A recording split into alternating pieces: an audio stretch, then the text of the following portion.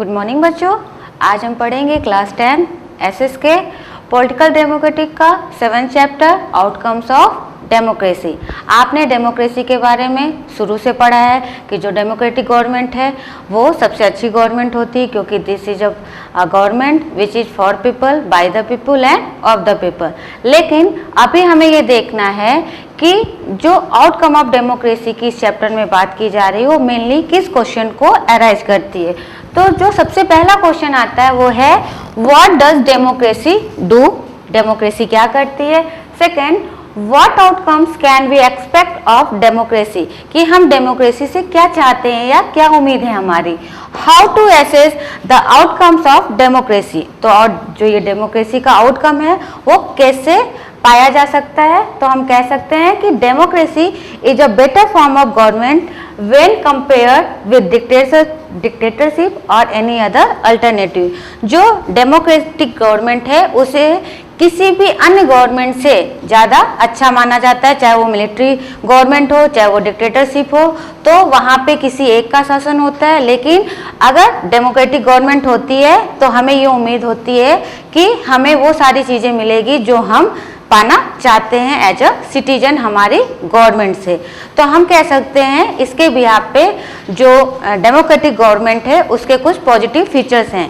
पहला क्या है, प्रमोट्स इक्वलिटी अमंग सिटीजन।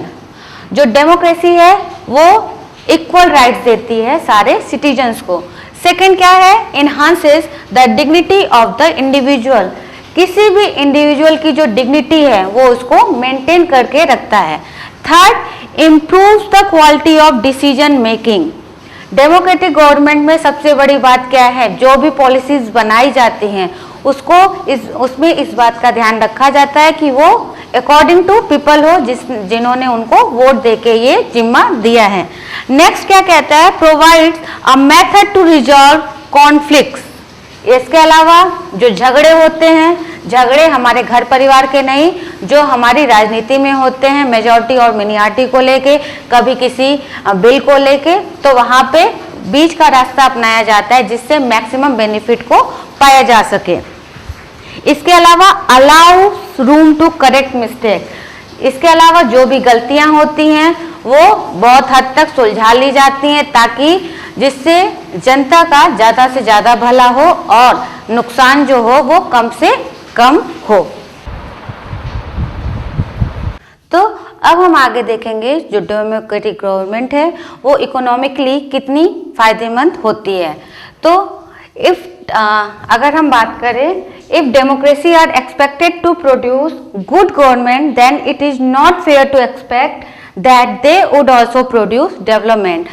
अगर हम ये उम्मीद करते हैं कि अगर डेमोक्रेसी जो है वो डेवलपमेंट करेगा तो ये सोचना गलत है, क्योंकि इकोनॉमिक डेवलपमेंट के लिए बहुत सारे फैक्टर्स होते हैं। उसमें कंट्री पॉपुलेशन होती है, पॉपुलेशन साइज होती है, अदर इकोनॉमिक फैक्टर्स होते हैं और इंडिविजुअल, और बहुत सारे ऐसे फैक्टर्स हैं जो इकोनॉमिक ग्रोथ को क्या करते हैं, अफेक्ट करते हैं। तो हम इस बात की उम्मीद नहीं कर सकते कि जो डेवलपमेंट है वो डेमोक्रेसी की वजह से आएगा। We can not say that democracy is a guarantee of economic development.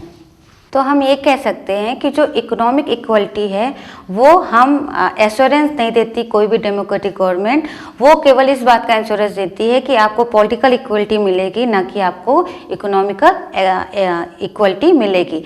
और बात करें एक इसके अच्छी, तो क्या है, democracy can handle social diversity. Social diversity क्या है, हर धर्म, हर जाति, हर तरह के लोग एक साथ रहते हैं। तो चाहे वो डिक्टेटरशिप हो या मोनार्ची हो, उसमें क्या होता है, उसमें अगर कोई झगड़ा हो गया तो जो डिक्टेटर है वो उस बात को ही एग्री करेगा जो वो मानना चाहता है। लेकिन डेमोक्रेसी में क्या होता है, जिसका बहुमत रहेगा उसकी बात मानी जाएगी। तो ये इसका एक प्लस पॉइंट है। दूसरा कह रहा है democracy provide dignity and freedom. Democracy की जो सबसे बड़ी खासियत है वो ये है कि इंश्योर करता है कि हर एक इंडिविजुअल की जो डिग्निटी है वो मेंटेन रहे। जैसे कि अगर आपने 9th क्लास में पढ़ा होगा, जहाँ पे जो वीमेंस होती हैं अपने अधिकारों के लिए लड़ती हैं और उसका नतीजा क्या होता है कि उन्हें वो अधिकार मिलता है जहाँ पे उनको पुरुषों के समान वेतन मिलेगा, काम करने के घंटे निर्धारित होंगे और उन्हें वोट देने का अधिकार मिला।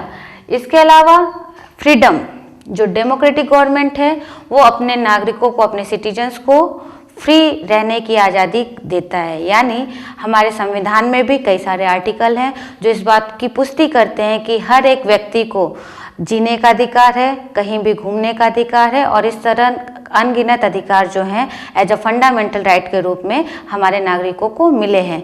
तो अब ये देखना है कि ये जो आउटकम्स ऑफ डेमोक्रेसी हैं उनको पूरा करने में क्या क्या चैलेंजेस हैं, और वो हम नेक्स्ट चैप्टर में करेंगे। Thank you.